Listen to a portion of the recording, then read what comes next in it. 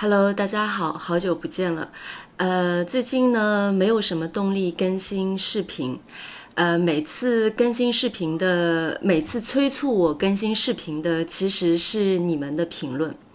那今天呢，我想跟大家聊一聊中国人的一些小迷信。那我们先来看一下迷信这个词是什么意思。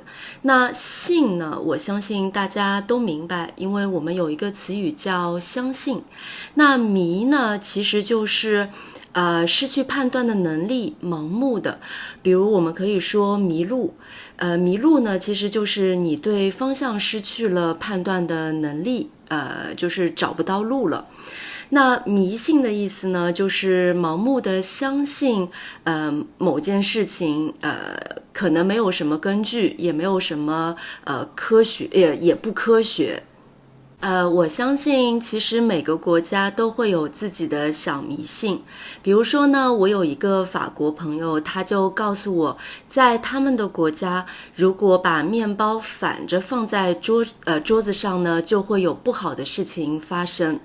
那其实在中国也有很多像这样的小迷信，所以今天呢，我就选了一些来跟大家一起聊一聊。那第一个呢，我相信有很多朋友都已经知道了，就是中国人不喜欢数字4。为什么呢？是因为4这个数字的发音跟死非常的接近。一个呢是第4声的，一个是第3声的，所以呢，我们就把4和死联系在一起。我们认为数字4呢是不吉利的。在中国的有些地方，你可能就是找不到门牌号码是4，就是找不到4这个门牌号码。或者呢，就是你进到电梯里面找不到4这个按钮，那是因为中国人想避免4这个数字的出现。有些人呢，他会特别不喜欢自己的手机号码里面有4这个数字，或者呢，自己的车牌号有4这个数字。但是我记得在我家以前的车牌号上面呢，就有2个4，我们家不相信这个。还有呢，在和中国人一起吃饭的时候，千万不要把筷子插在饭里面，因为这个动作呢，特别像给去世的亲人上香。那在以前呢，如果家里有人去世了，我们会在他的照片前面放一碗饭，然后在里面插上香。这呢是纪念死去亲人的一种方式。那有一种说法就是这碗饭呢是给死去的人吃的，希望他在另外一个世界呢不会挨饿。这个问题呢，我在之前的视频中国人的饭桌礼仪上面呢提到过。如果你没有看过的话呢，我会在这个视频的最后把链接给到你们。有兴趣的话，你们可以去看一下。那说到筷子呢，我们中国人还有一个很有意思的小迷信，就是如果你筷子拿得高，就是女孩子筷子拿得高的话呢，意思就是就表示着你可能会嫁得很远。嫁得很远是什么意思呢？就是你可能会去离你家乡非常远的地方结婚，可能你会碰到一个男孩子不是你们家乡的，然后你们结婚以后呢，就去到另外一个城市生活这样子。那在我很小的时候呢，就有好几个人说过，我以后会嫁得很远。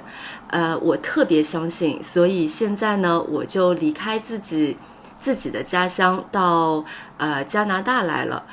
只是呢，那个人还没有出现。关于中国人饭桌上的小迷信呢，还有一个比较有意思的就是，你不要用筷子去敲空的碗。为什么呢？就是乞丐，就比如说中国的乞丐呢，你会发现他们都会拿着一个空的碗，然后在那儿敲。就是一边敲一边乞讨，就是希望别人能给他饭吃。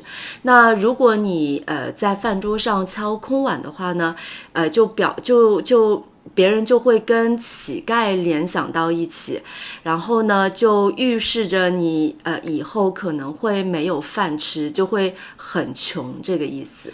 在我小的时候呢，我妈妈跟我说过，在家里不能撑伞，不然的话呢就长不高。还有呢，就是你们知道中国人以前都喜欢把衣服晾在外面，就2楼、3楼、4楼那些人家，他们喜欢把那个衣服晾在阳台的外面。那如果下面的人他走过这个衣服下面，特别是裤子下面的时候呢，就要跳3下，不然的话也会长不高。这些都是小迷信啦，但是我小的时候特别相信我妈妈说的话，所以呢，她说什么我都是严格执行。但是呢，我现在长得也并不高。再跟大家说一个跟中国12生肖有关的小迷信吧。那中国的12生肖呢，就跟国外的12星座差不多，就是也会有哪个生肖跟哪个生肖比较般配，或者哪2个生肖的人呢，最好不要在一起，这样的一种说法吧。那比如说，如果你是属鸡的人呢，就最好不要找属狗的人结婚。为什么呢？因为中国人说鸡犬不宁。那鸡犬不宁的意思呢，就是你的生活状况非常的吵闹，有很多的骚扰，连鸡和狗呢都没有办法得到安宁。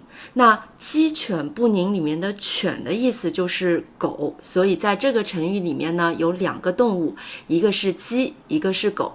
那我们相信属鸡的人跟属狗的人在一起生活的话呢，生活上会有很多的矛盾不如意，就是会鸡犬不宁，就是生活不幸福。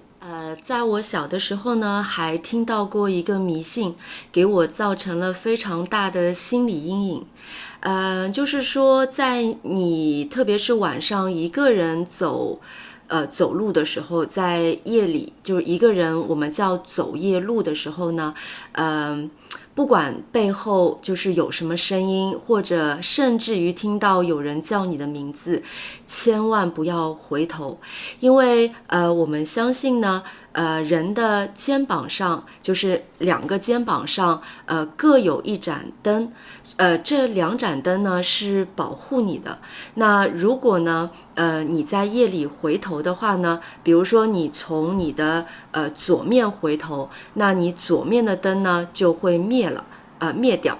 然后如果你是从右面回头的话呢，你右面的灯也会灭掉。那如果你2个肩膀上的灯都灭掉的话呢，就是那些不好的东西，就比如说鬼，就特别就是非常容易攻击你。那是不是有点吓人？在送礼方面呢，我们也有很多的迷信。那有些东西呢是不能送的，非常的不吉利。你们想知道有哪些东西是不能送给中国人的吗？